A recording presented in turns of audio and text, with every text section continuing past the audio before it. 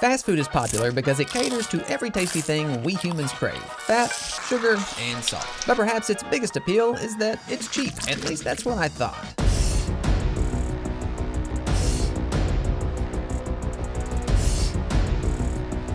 If everything on the dollar menu is gonna be $5 now, it seems like we're getting ripped off with packaging that looks like it's for a bargain brand. So in this video, I'll be rebranding items from popular fast food restaurants to make them look more expensive, with each brand looking more fancy than the last. This video is brought to you by Squarespace. And up first, we have a standard beef taco from Taco Bell. Now, I'm just gonna be honest here, guys. Out of all the fast food restaurants, Taco Bell has to have the least appealing packaging. I mean, it looks like somebody just squirted condiments on the box, slapped on some text you can't even read, and the execs were like, yep, that's our brand. Which is a shame because Taco Bell is inspired by Mexican cuisine, and Mexico has a super fun and vibrant culture full of parties and celebrations. The exact opposite of this. So for my new design, I want to bring all of that energy to this brand, while still keeping Taco Bell's traditional color scheme of yellow, purple, and pink. Because you know, a lot of people seem to think that the only way to make something look expensive is to have like a bunch of goldenly fancy fonts and immaculate illustrations. But check out all these high-priced items in the grocery stores. None of them have that kind of design style. There's a bunch of ways to make things not look cheap, and I'm gonna try out a few different ones throughout the video, but the simplest way is to just get something that's well put together, cohesive, and that looks like you actually tried.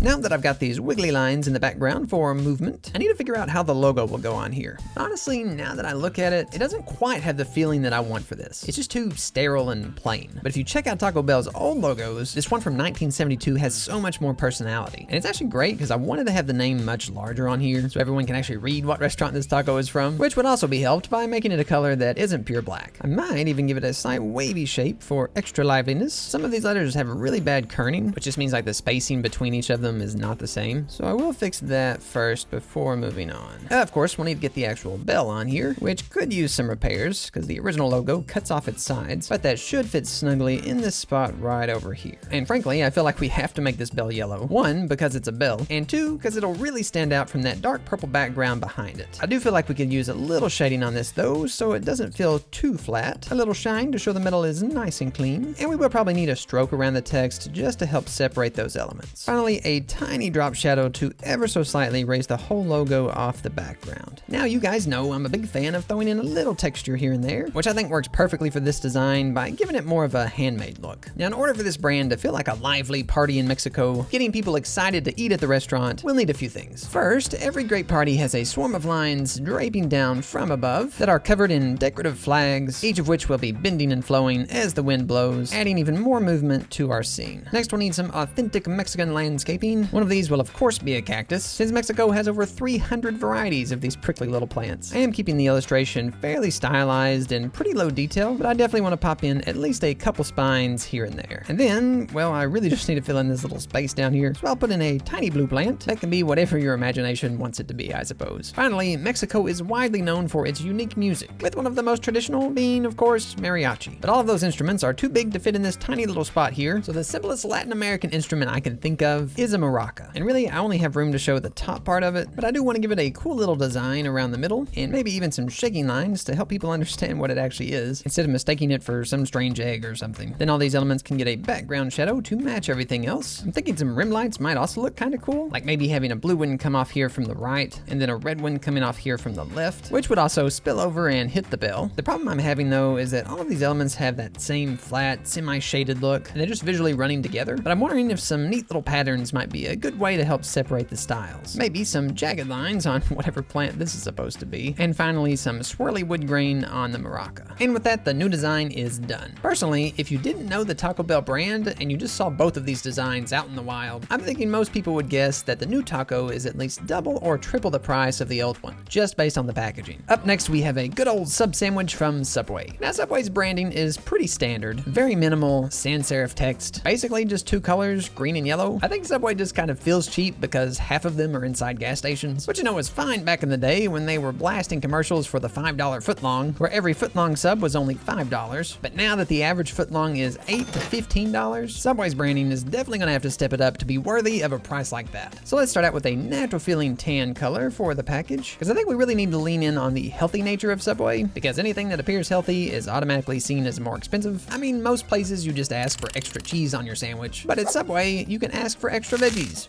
and then extra cheese. Then let's get the logo on here, which I'll make a dark brown to match the wrapper. Now, one tiny change that should instantly make the logo feel more premium is to add some serifs to the letters, which are just these little pointy bits. Nothing too big, it just gives it a little touch of elegance. Most of the meat from Subway is not what you would consider the pinnacle of health, so let's focus on the veggies. So I'm thinking we just plop a big old tomato on here, but alone that probably isn't enough. So I'll go grocery shopping for some juicy green lettuce, just like this little guy, and maybe even a nice block of cheese. Because even though cheese isn't particularly healthy, it's expensive and everybody knows it. So let's see if I can nestle all those ingredients together in a cute little bundle. You know, there is just something about seeing raw ingredients that feels so much more premium than if you show them after they're prepped. Like, when was the last time you looked at a pile of shredded lettuce and thought, wow, that's amazing? But I feel like these almost need to be presented on something though, instead of just floating there. So how about something like an old rustic looking cutting board? Kind of like these ingredients are about to be cut up to make your sandwich. Now sometimes I do find that putting realistic food images on a package just doesn't quite give you the style that you want. Because here I'm really looking for more of a rustic, almost vintage style. And one way I know how to achieve that is to make these look like paintings instead of photos. Several products actually use this tactic, like Chobani for their different yogurt flavors. And now I could go and hand paint a replica of all these items, or I could just throw on a Photoshop filter that does it for me. And I think something like that looks convincing enough. But one thing I can do to even better help merge this painting with the paper is to apply a color grading over top of it to bring down the highlights to more of a tan color and throw in a little more brown. Let's scooch the logo over for better balance. But you know, nowadays people are very concerned about where their food actually comes from. I mean, who's to say this tomato wasn't grown in some lab, spliced together with goat beans, and constantly pumped full of preservatives 24/7. So why don't we utilize some of this empty space here to put in some kind of beautiful illustration like of a farm. So I found this picture of some nice grassy fields, and I think I just want to warp the land so it gently wraps around the logo. And you notice it doesn't really even show rows of plants or anything, because I'm going to apply the same painting filter we used over on the food, and then just make the whole thing a single brown tone. That'll just be faded into the background so it doesn't draw too much attention, but the subtle abstract hint of grassy landscapes and fluffy trees still gives people the idea that the fresh food over here came from a natural, wonderful place like this. I do think we need a little color over here on this side though, so I'm thinking about putting a small badge up top with a slightly vintage shape, and inside I'll write serving since 1965, because older dates just tend to make a brand feel more authentic and trustworthy. Then right above the lush fields can go Subway slogan, eat fresh. Now as an optional bonus, I think it would be cool to have a little golden sticker that would be placed on every wrapper that says something like certified fresh. And with that, the new Subway design is complete. I really like this one and can pretty confidently say that the natural old-timey handmade feeling of this design seems much more like a $15 sandwich than the original one did. And now I've got a special surprise for you guys. I'm going to show you some of the first work I ever did as a graphic designer, which was over 8 years ago when I basically had no knowledge and no skills. I thought it might be fun to make a portfolio of all this old work using Squarespace, the sponsor of today's video. Squarespace has thousands of award-winning templates for your business, portfolio, or online store. I'll check out the portfolio section and choose something nice and simple like this one. Then just customize it a bit to fit my personal needs. Then I can start adding in some of that old work, like this beautiful real estate poster that I did that has at least 200 boxes, or this extremely epic advertisement for a sale on car parts, or this glorious logo design. All top-notch work, guys. And editing these types of sites is super easy. Like I can add in an extra call-out section just like that to show off a piece of work I did a little later on that's actually not half bad. And using Squarespace's Fluid Engine, I can adjust this design just like I was in Photoshop or something. I'll post a link down in the comments if you guys want to check out some of this other work. But as you can see, if you want to make your own portfolio or launch that new business, you should definitely go to squarespace.com for a free trial and visit squarespace.com/BrandonShepard to save 10% off your first purchase of a website or domain. And last but certainly not least, we have McDonald's. But to mix it up a bit, out of all of McDonald's many food items, I'm choosing to tackle their fried apple pies, because I think it'd just be fun to do a dessert this time around. Also for this one, I definitely want to go with more of that traditional expensive look, because even though these little guys are less than $2 right now, if they follow the trend of McDonald's other items, they'll soon need a fancy new look to match the inflated price. Let's start with a muted green color for the new box, kind of like a slightly more classy version of the original design's color. So when it comes to baked goods, I think the best thing really is to just show people the actual product via see-through material like plastic, but in this case, we're stuck with a cardboard paper box. So the next best thing is to show an image of the item, which I'll have peeking in from the right, taking up a fair amount of space because it is the main attraction. Now we need to try to make this thing look the best it possibly can. So step one is getting rid of all of this greenish color the original image had in it, converting it to a brown hue like the rest of the pastry. We want to avoid this looking like a flat image at all costs, and darkening up this side will really help push harsh the natural round shape the pastry already has. I might even go in here and add in some extra shadows to make it look like the pastry shell is even higher above the filling, like the dough is more spread out. Finally, some extra sharpening for a crispy, flaky look. Obviously, I want to have this look like it's sitting on top of the box, so I'll need a slightly sharp drop shadow along this side, but to make it feel more soft and natural, I'll put an additional shadow along the front up here. As you can see, it's pretty subtle, but you can still feel the difference. If you really want to ground something to the scene though, it's the ambient occlusion that does the trick. So the edge of this pastry is going to get a nice soft darkness to it, and then the part that's closest to the ground is going to be really dark. Lastly, one little burst of light catching this part of the filling will wrap it up. Now, one thing you might notice is that baked goods that are too perfect look processed like they just came off the factory line. So really, it's all these little imperfections that sells something as handcrafted. A pretty common trait amongst expensive things. The catch though, of course, is if you put a rough, crumbly pastry on a paper plate, it looks cheap.